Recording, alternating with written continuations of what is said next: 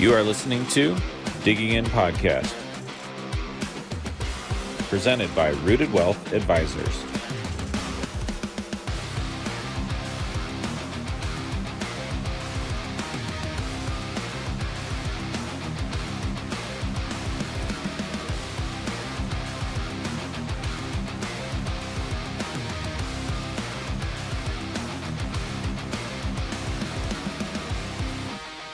Welcome back to another episode of the Digging In Podcast. I'm your host, Kinch Kelly, helping you get those questions answered to and through retirement. Today, I am joined by one of the newest faces of the Rooted Wealth Advisors team, Mr. Michael Pueschell. How are you? Kinch, good to be here. I'm doing swell. Thanks for having me on the podcast. Swell. You know, sometimes I revert to the language of the 1940s or 50s. It's what I like to do. Swell. I'm swell. Okay, Grandpa. Thanks for... You bet, Johnny. Let me just say, my favorite TV show is the Andy Griffith Show. So you can imagine a guy like me would say swell on occasion. That's a good one. Yeah, that's a good one. Small town America. I mean, that is right. American history right there. That's right. I love it. A lot of good life lessons. It makes me laugh. It was my parents' favorite TV show. It continues to be probably my favorite TV show if you had to pin me down on it. Okay. Love it to death. That's awesome. Yep. Well, thanks for jumping on the podcast. I know you're a busy guy, but I felt like it was way past due to get you introduced via the podcast. You've been with the firm since November. That's right. All right. I'm still a greenhorn. So what brought you here?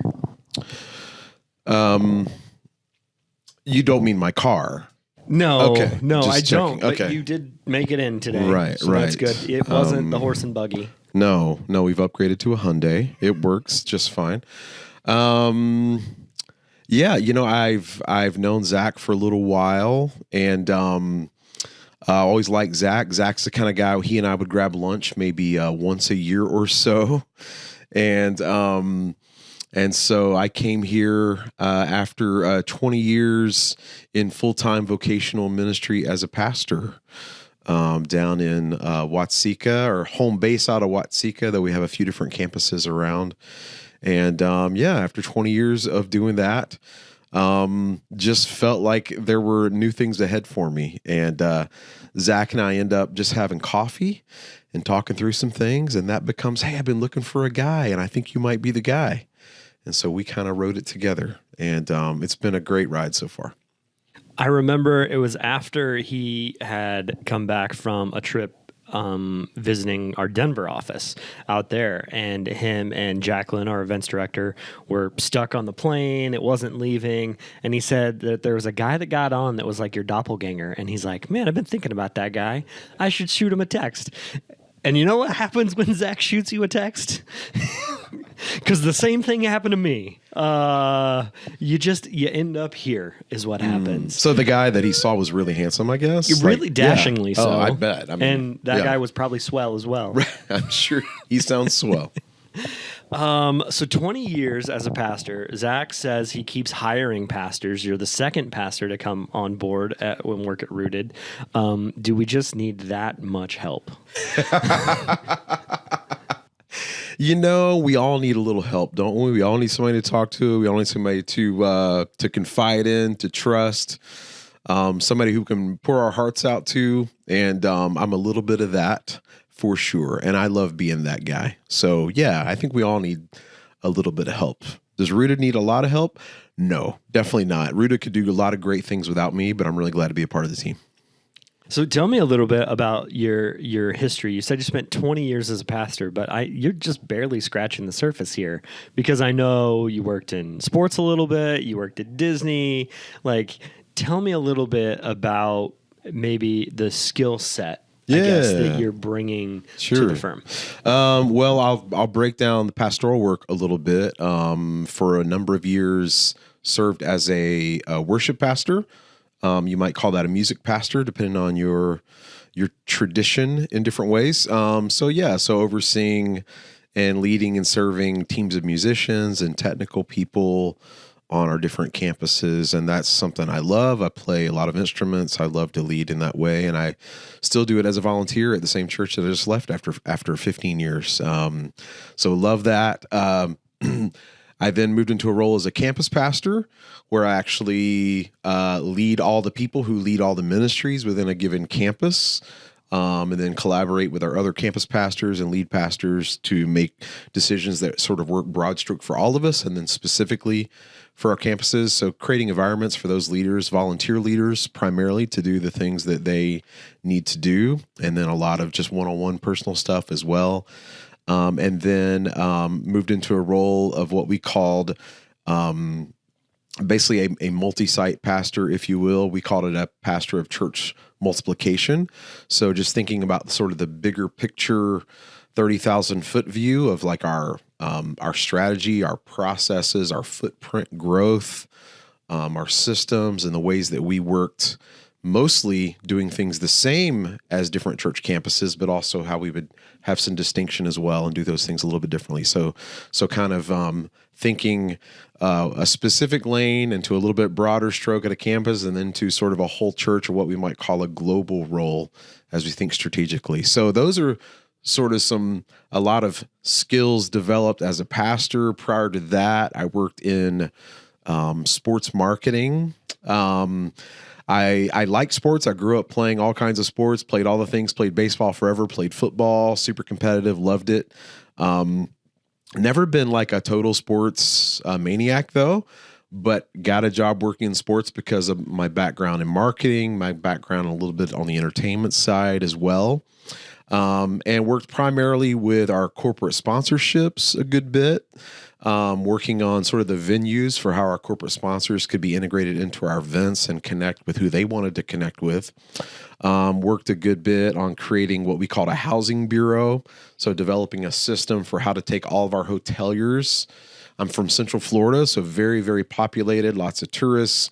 So taking a whole county, a county of, I don't know, at that time around 600,000 people, just between Tampa and Orlando. You can imagine all the sort of hotels and entertainment pieces there, how to collectively take all those and sort of house them in a way that was strategic to be able to brand ourselves as a county to large events that would be recruited. We'd recruit from all over the world. And I worked a lot with our events that had, say, 5,000 plus attendees. But yeah, got to work also in television for that, television production, hiring creative for that, hiring production companies for that, working through how we had to work with our corporate sponsors on those things, and then also developed a sports talk radio show that I would write weekly, bringing guests for, again, working with our corporate sponsors for that as well. So yeah, all those fun things in sports marketing. Prior to that, I worked at Walt Disney World as a singer, with the Dapper Dans of Main Street USA, which is a barbershop quartet. I did that for a few years as well, and loved it. I've always been a singer. Grew up 30 or 40 minutes from Walt Disney World, so it was always kind of a dream to do that. Kind of fell into it. Got a on the street opportunity. Literally, I was working another job at Disney, just hosting entertainment groups. If you've ever had a high schooler go to Walt Disney World and maybe play in the marching band or something and spend a few days there, I was the guy who met you at Walt Disney World and became your host for the day. So I was doing that role. Ended up, the guys were singing, said, "Hey, you want to sing a song?" I sang a song, and they were like, "Do you want a job?" And I was like, "Actually, let's talk." So good times for sure. I don't miss the income from it, but I do miss the work experience and loved it. Got to connect with people and just have a great time and be myself. It was just a really, really good time. Hard to live off of a straw hat full of tips, huh? Right. Is that what you're telling me? You know, slightly better than that. Slightly better than that. A few steps above making hot dogs for sure. But yeah. Way to flex on the hot dog guy, though. So for those of you wondering, yes, Michael is a Dapper Dan man. So that's awesome. Going back to like the church piece of it, I don't think a lot of people, and I'm guilty of this, so maybe I'm just saying a lot of people, but I don't think a lot of people think about the business of church. and the structure and the organization and all the things that go on behind the scenes, right, that help it function as a business. So I think we've been incredibly blessed and grateful for your organizational insight, if you will, into that area. Yeah. Well, I appreciate those kind words. Thank you. Absolutely. A church is wonderful. But you can imagine the skill that it takes to not just exist, but to grow, and then to grow healthy. And it's not just, let's say, great teaching, though that is certainly helpful. And it's not just, let's say, maybe great music is your thing, though that helps. And it's not just, let's say, a really dynamic children's ministry, though that helps. And it's not just maybe a really dynamic student ministry, if you will, for older ages, but that helps for sure. But all those things can get very chaotic and just fight against each other as a church grows. And a church might grow just in single site and the difficulty that it takes to move large crowds of people in strategic ways, or it might grow in complexity like we did as a church with multiple locations, where even if they're relatively small, just to put it together and communicate it effectively becomes extremely complex. So having an eye on how do we talk to these folks, how do we lead a team to put things together where it transfers between campuses in the right ways that are similar, but also creates pathways for things to be unique and contextualized in those places at the same time. Because even though we're all, in our case, one church in many locations, it is contextualized, and the groups are a little bit different. That's just the way it is. And they have a little bit need and a little bit bent on things sometimes. So how do you keep the main thing, but also contextualize it enough that it makes sense without making everyone recreate the wheel every single time? That is the work that I did quite a bit in ministry.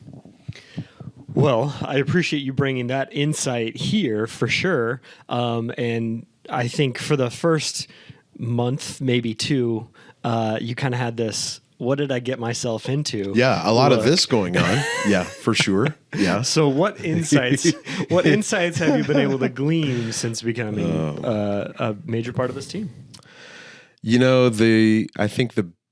I'm so grateful for the insight that immediately sticks out. And that is that people care a lot. I knew Zach, and I believed Zach. And I know Zach founded this company, and he runs this company, and it's, I expect him to give, right? You expect him to give a positive pitch on his baby, right? This is the way, we'd all do this with something we create. And so I expected that, but I also had spent enough time with Zach to hear his heart on life and people, and not just his company. And as we sat down to have coffee a number of times, sort of unscheduled, unplanned in any way, I began to see his heart. I began to see him be vulnerable with the ways that he felt as a business owner and founder, as someone who is responsible for a team of employees, who also bears a responsibility for clients and the life earnings that they have entrusted to this organization to be responsible for and to be accountable for and to answer for in a lot of ways. You feel that when you're around here, as you walk these halls and have conversations, you see people who think about that. It keeps them up at night sometimes. They talk about it when they go home, about work struggle and what's great and what's tough. And there is a certain weight to that I appreciate. I really appreciate for this organization. We all want to do what we want to do. We want to live a life we want to live. But when you come in here, there's an expectation that you work hard for other people's money. They've worked hard to earn it. And we work hard to continue to be good stewards of it, and to hopefully to increase it in healthy ways and manage it in healthy ways. And that's something that I certainly would not expect for people to take it lightly, but I've been impressed continuously by just how people take it to heart. And as I like to say, manage someone's money like it's your own money. And that is what people do around here. People make decisions, whether it's on the marketing side of how we, interact with potential new clients, or the folks in what we call the back office who do all the magic, if you will, with the numbers. It's not something they take lightly. They work hard at it. They work long hours, and it's stressful work, and they're banging out phone calls, and they're on the phone waiting for little answers all the time, and constant communication. And that's really impressive to me. It's not just put a few digits in a piece of software. It's not waiting for some vendor to get back to us necessarily. It's people here who get up early, they come in, they work hard, they have all the conversations they need, they carry the wins and the victories, and we celebrate together, but they also carry the stress that comes, the responsibility that comes with being accountable to these clients and potential clients. And to me, that speaks volumes. And it's really great to be a part of an organization like that. And I don't say this lightly, but it's not like that everywhere. I've spent a great deal of time in the industry and in other offices, not to put anybody down in particular, but there's a lot of offices where the staff comes in and they punch in and they do the thing and they punch out, right? And they're not as invested, or there's not as much depth to the care or the details as there is here. It's one of the things that I love about being a part of this team, is that it does feel like everybody that's on this team really is willing to go the extra mile and to do whatever it takes. Obviously, it keeps Zach up at night, and he's got blood, sweat, and tears, invested into this business. But I think a lot of the other staff do too at this point. A lot of people that have been here for multiple years at this point and just want to do whatever it takes for our clients. And I like how you said magic with the numbers, like it's some like fantasy land and right. And they're opening accounts and they're transferring money and like all this stuff. It's like, it's just funny to me to hear some of the words you use as you're still getting acclimated to the business. You're like, it's in the back, magic with numbers. Right. Yeah. And all the things that you just said, such a gift for me to come in. A friend of mine uses the term middle-brained for someone like myself, and he used it to describe himself. We're a little bit creative, a lot of bit creative, and a lot of bit organized in those ways. And that is sort of the place that I live and have lived for a long time. And but coming out of 20 years of pastoral ministry, full-time vocational pastoral ministry, that's still my heart. My heart at my core is I care about people deeply. Like I care about people. I'm not too embarrassed to cry at the drop of a hat. That's just me. That's the way I'm wired, and I'm okay with that. And the older I get, the more comfortable I am just being exactly who I am, and quick to admit what I'm bad at and quick to admit what I'm actually pretty good at. And to be able to come in such a natural, I'll say natural fit, though maybe I'm still figuring that out. But Zach, a very specific part of my role is to come in and care for the team.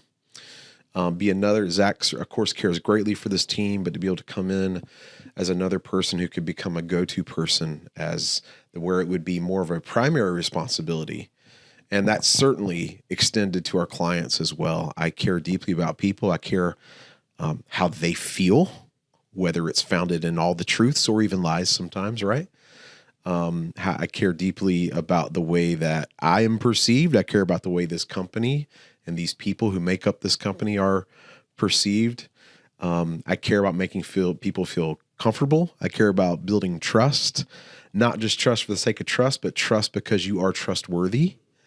Those are things I value a great deal, giving encouragement and hope to people who sometimes feel scared, sometimes even feel a little helpless or a little lost, whether it be their financial journey or otherwise in life. Those are things that I felt like such a great fit to be able to slide in here and to be to fill that gap. Or maybe gap's probably not a fair way to say it, but as we sort of retool what the staff looks like around here, to be able to come in and fill those shoes, I love that part of my job. And I think we're still learning fully what my job is, but that's a piece of it that I certainly hoped I would love, thought I would love. Zach assured me this is what I need from you.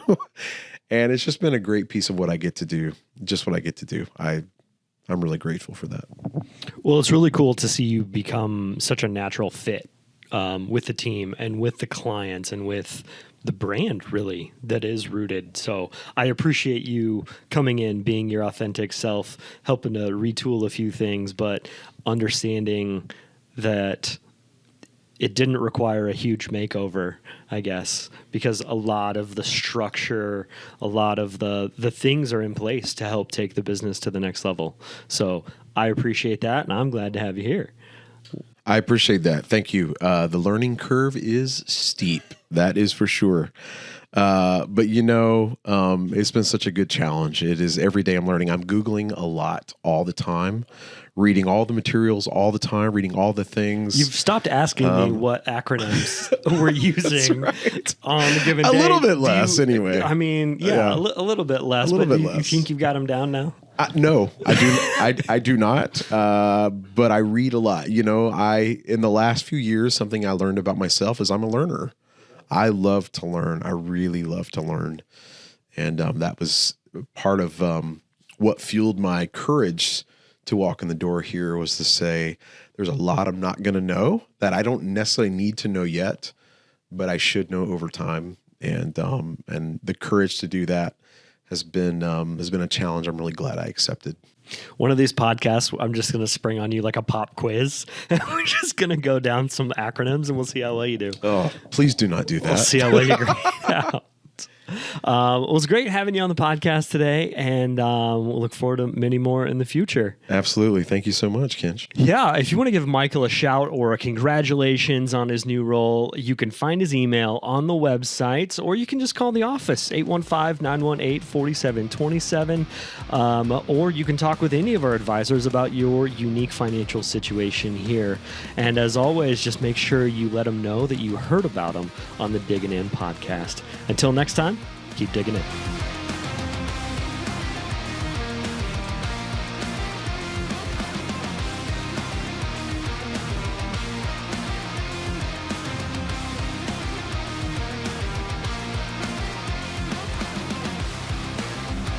This was Digging In Podcast, presented by Rooted Wealth Advisors.